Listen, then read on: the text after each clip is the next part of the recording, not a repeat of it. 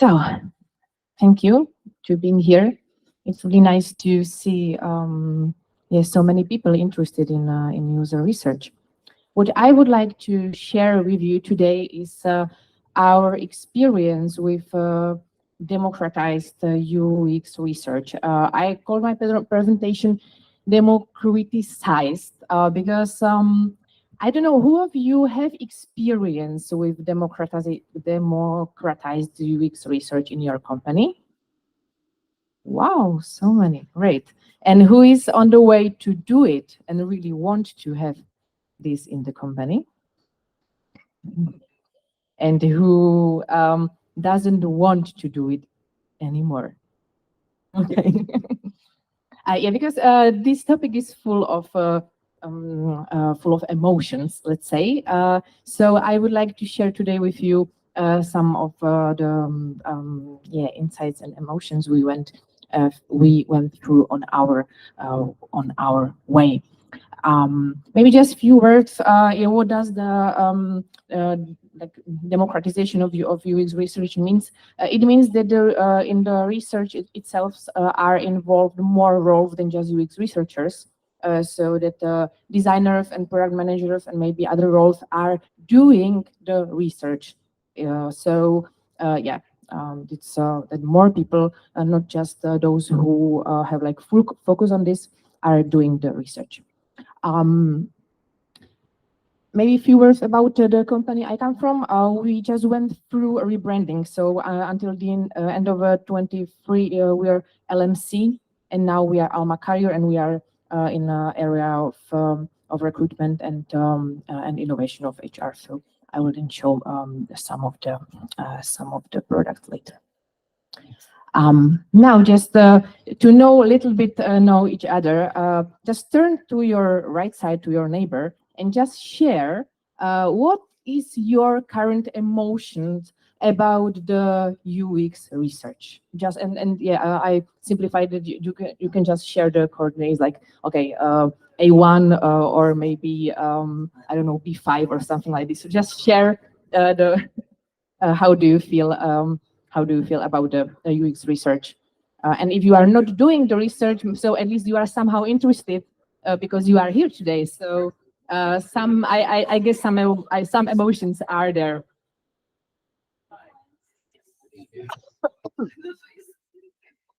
Okay, yeah, I think we could spend more time with this, but let's move on. My emotions. During the process of democratization, were this really close to this boiled frog phenomenon. Although I read that it's actually not valid anymore and it doesn't exist, and the frog will always jump out. Well, let's think that the frog doesn't jump and is there in the water while it's slowly boiling. Yeah.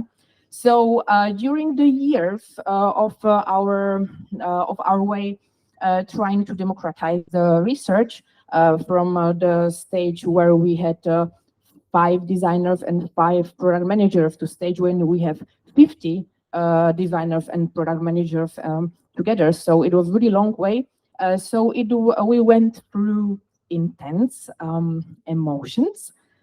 And but luckily, we survived. We didn't boiled in the water, although we went through some burnout. And nowadays, I'm really happy to see some of our colleagues who are really good in the research, although it took some time, and they are doing it great. But there was a way to this, and I will share some insights. Just briefly, there is the whole area of the products, and what do we do? Actually, each product has we call it Holy Trinity. It's a product manager, UX designer, and lead engineer. So those 3 roles are always working in the on product.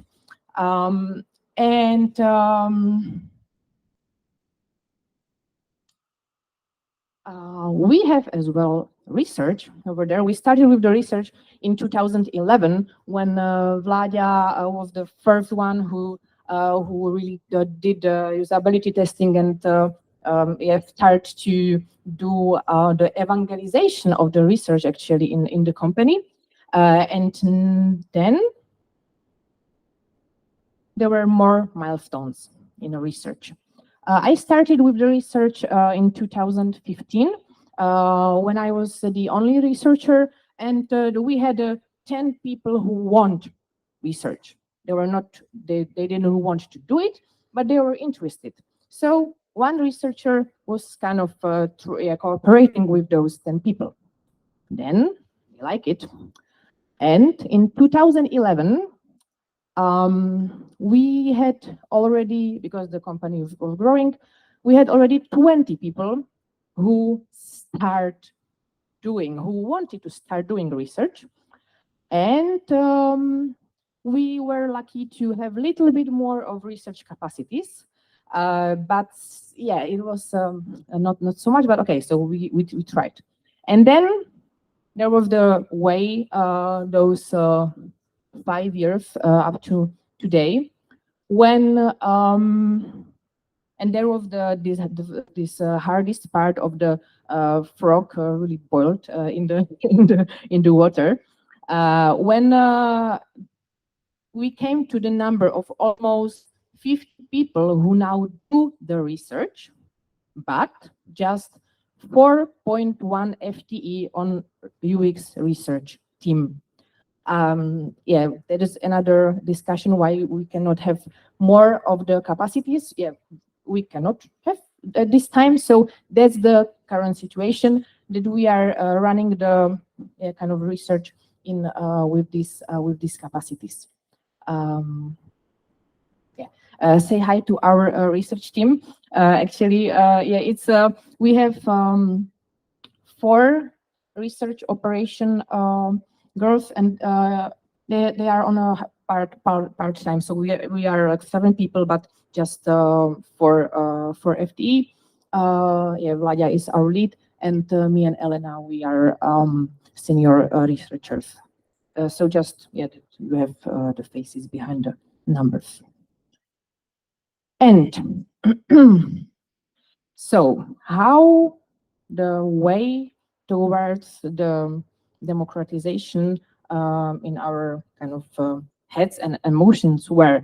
So in this 2019, we were really in that situation that we were overloaded, and we just couldn't like keep with the demands of all teams. They want research, and we were saying, okay, so come in 3 weeks or in 2 months, because we just cannot do it anymore. And it was not so, it was not so good. So then we were thinking, so maybe we can try something. Maybe let's do some workshops and learn the people how to do the basic usability testing.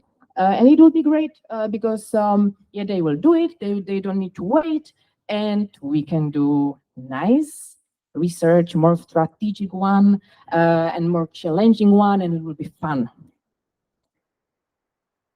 Yeah, those who went through this way are laughing, and those who didn't, they are still hoping, maybe. The truth we experienced,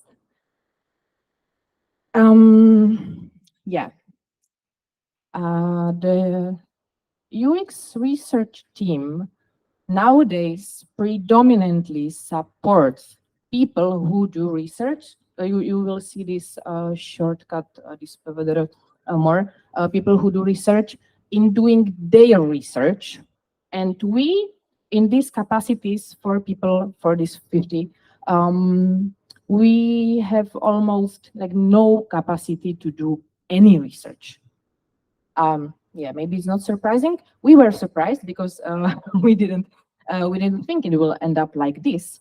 Because to starting with this democratization, it was more of spontaneous idea. It was not really carefully planned that okay, we need to do this and this, and it will it will like mean these steps to do. Okay, so let's try. It will be fun, and we can do it somehow. But I really need to show it to you once more.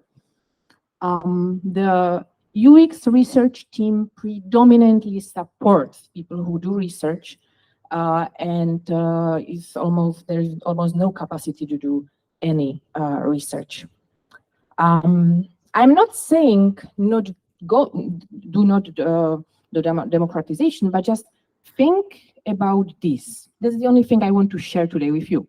If you should go out of this presentation with one thing, is this one. If you want to go for this, go for it, but think about that it will be maybe not that what you are expecting to be. And why? Because like to teach somebody to do the research, it's quite challenging, right? To learn completely new skills, to learn something what the people maybe never did before. Everybody can somehow speak to somebody, right? Like interview is easy. So how do you like it? How are you? But there are more principles behind. And then when it grows, then you have much more things to care about the tools, budgeting, about the participants, because if there are more and more and more people who want to do research, then you need more and more and more participants to attend your research. So, and there needs to be somebody to take care of this. So, yeah, in itself, democratization of research is neither good nor bad, but be ready for the changes and challenges. Because once something works, it looks easy, right? Like, oh, it works. And maybe here can be some nice metaphor with the silk, with the acrobatics, because I'm doing acrobatics like this new circus aerial silks more than 10 years, and when people see me doing it, I go, wow, it looks so nice, and they are making ideas and imagining themselves, I can try it and it will be nice as well. And once they touch the silk, they see, oops, but it hurts. It's flexible. I even cannot climb up 1 meter. And if I manage to climb, I cannot hold myself there because I need to have strong hands. And then the other people are, I will not try it because I'm afraid of heights. But people don't realize that maybe first hours, half year, you are not going high because it's quite hard to climb on the silk and do something there. And it's the same with the research. Like there are steps you need to go, you need to learn to be on the level that you are kind of good enough, not perfect one, not the best one, but kind of the basic level of knowing how to speak to the people with the empathy, with not asking the leading questions, to be able to write good notes, to be ethical, and so on. So there are like many things which is good to know that you can reach the basic level. And then, yes, after some years, it's as with the acrobacy, then after some years, you can find yourself in front of 30,000 people in 17 meters height and enjoying the view and the adrenaline, right? But not in the first year. So, yeah, UX research is an industry itself. And if I would come back in 2019, thinking about whether to do the big step again, I would sit down and write down what does it mean to do the research. What are the skills? What are the competencies? What, like, really every small detail, what is involved in this role, And then I would think, how long did it take to me to learn those skills? Then I would maybe multiply it by a coefficient of 2 or 3 to imagine how long it can take to people who are not fully focused on this. Because when you are full-time researcher, then you have the only responsibility to learn the thing or to do the job. But if you are designer, product manager, or any other role, you have many other responsibilities to do. And then, poof, research.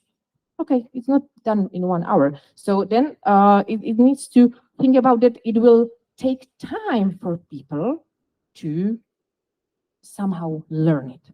And then if I would do this homework, writing down, counting, then I would take this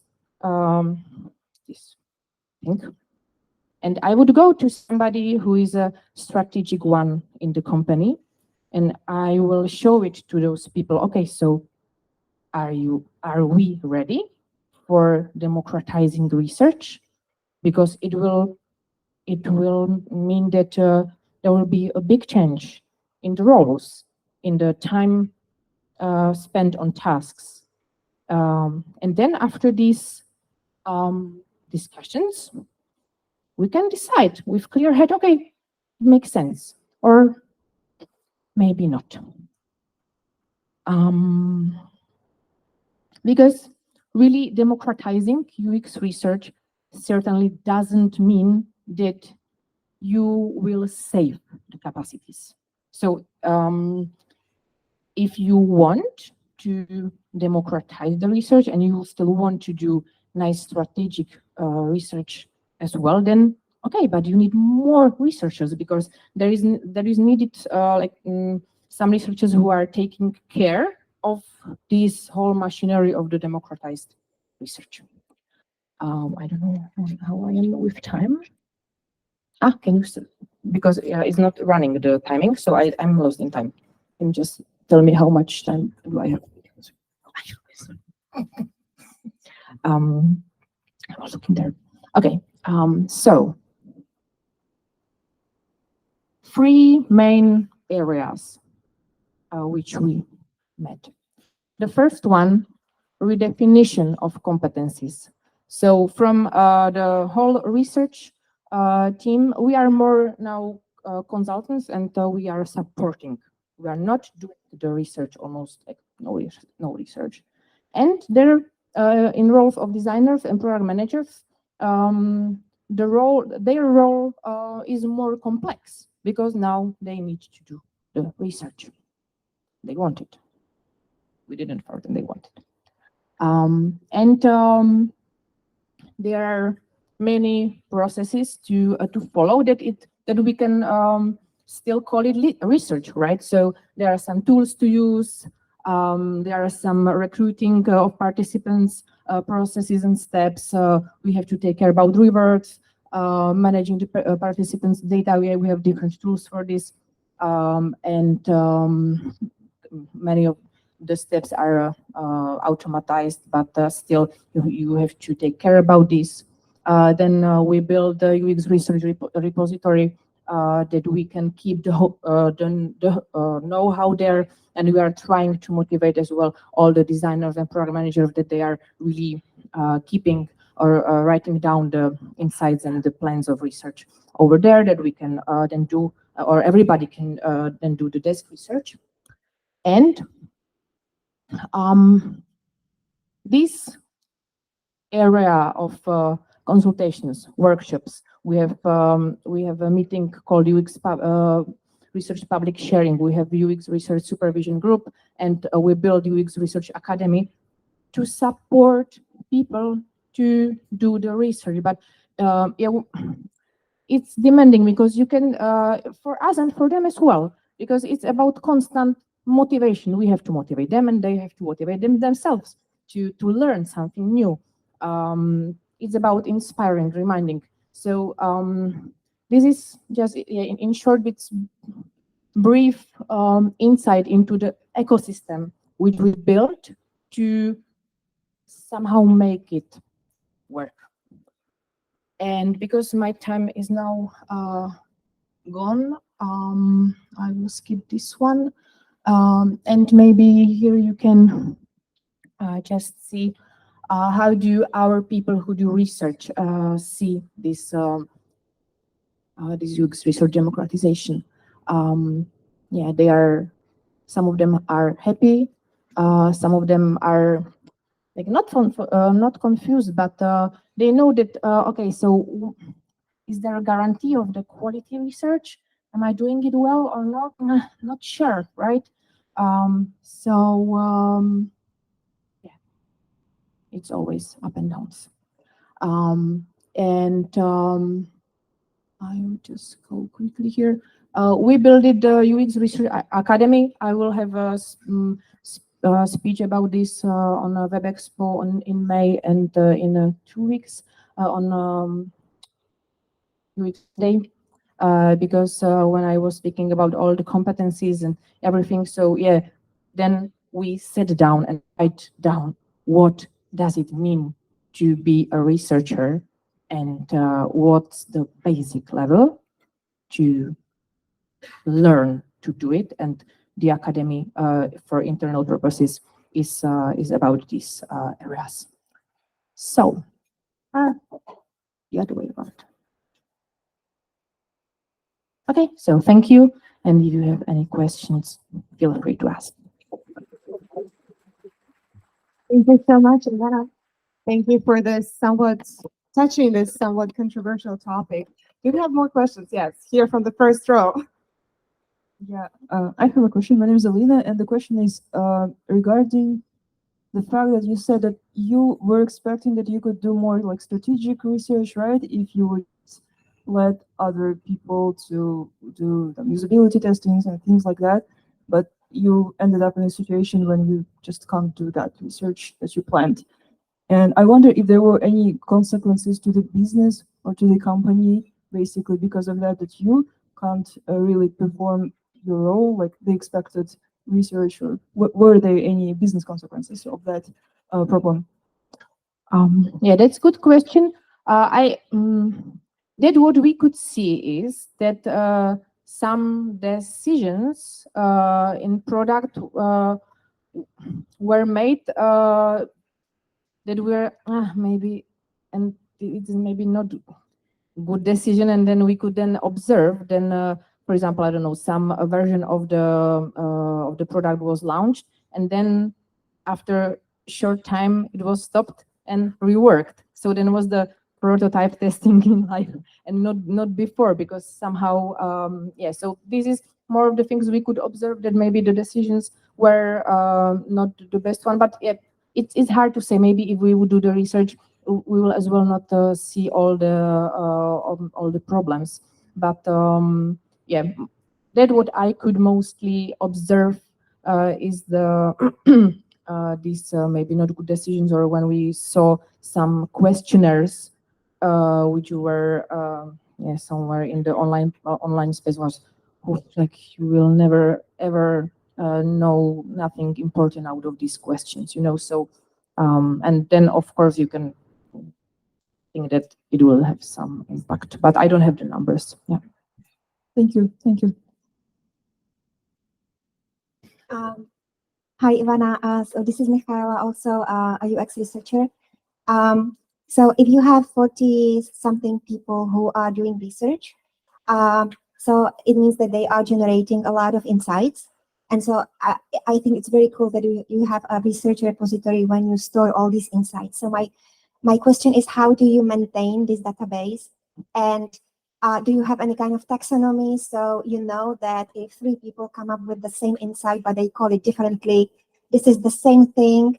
And if you have any like best practices that you can give us, and also challenges that we should avoid if we start to democratize research across the company. Thank you. Yeah, we do have this research repository. And it would be really great and awesome if we could have one person, UX researcher, taking care of this research repository, exactly because of this, because there are many people writing something in their best wishes and knowledges, but sometimes the notes are not enough clear. The presentations are sometimes not having like all the clear outcomes which would be helpful for the other people doing this research and wanting to know something. So it's the quality is tricky, but the people who do research they see that if they will not feed the repository with the qualitative data, then cannot rely so much on the desk research when they are doing the research themselves. So it's more it's organic. We don't have capacities to maintain it. We started it. We are explaining. We are motivating people to do it, but we don't have capacity to go one by one and somehow be the the controllers of this. No, we cannot do it. Can I ask what kind of tool are you using to store these insights? We build it in Notion because in Notion. Thank you so much. This was our section questions from speakers. And I saw 2, 3, 4. I'd suggest 2 questions and so that we are not prolonging it too much, and then you could discuss maybe during the break. Hi, I'm Laura. I'm a junior UX designer, and first things first, thank you very much for the presentation.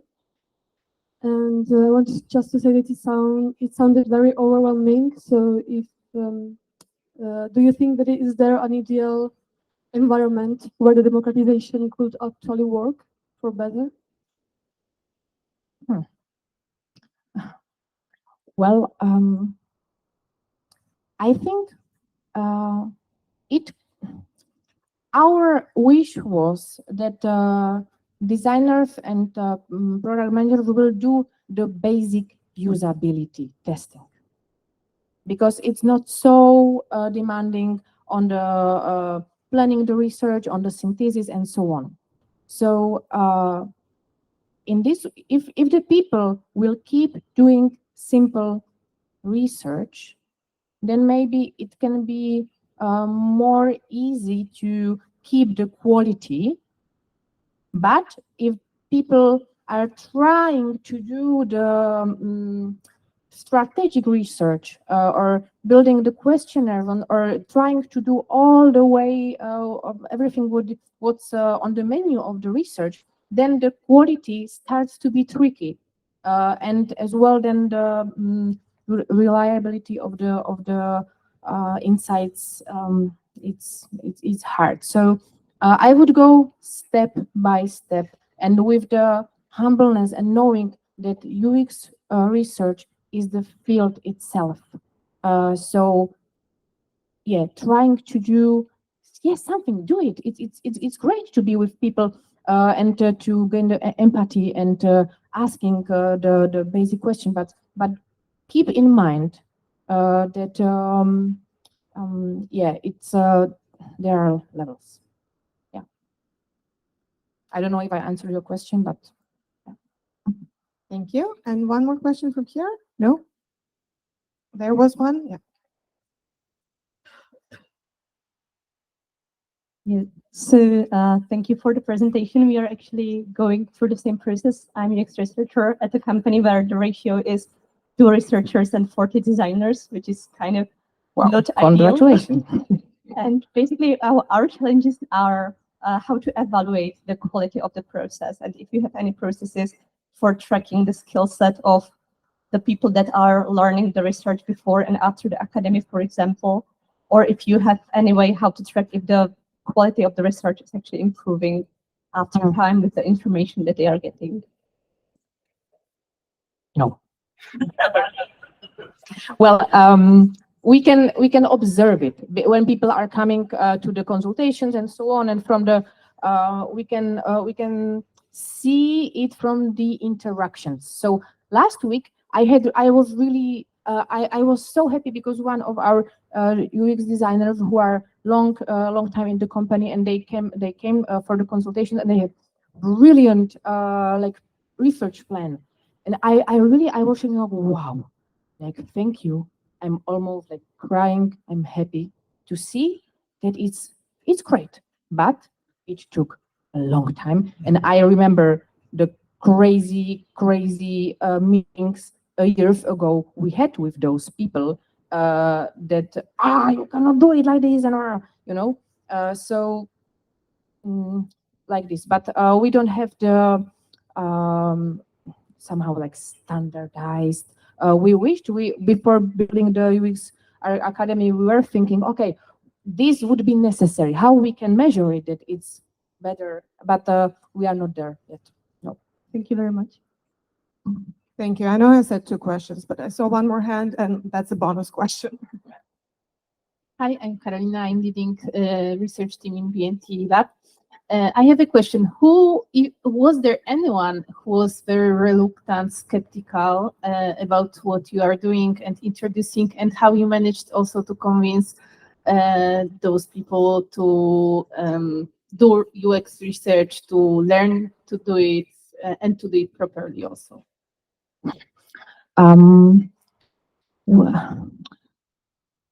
Yeah, and at that time when we started with the democratization, as we were so overwhelmed with the tasks, then just any change we would try, it was like, okay, just try to somehow solve it. So I was like, oh, maybe I can find one more people to help, and so on. So it was really, it was organic. And as there was still much more tasks to, okay, do it somehow, then we were trying and growing and experimenting. So there, and our company is really great in that you have big autonomy to, or it used to be, or yeah, it is to try things and learn and so on. So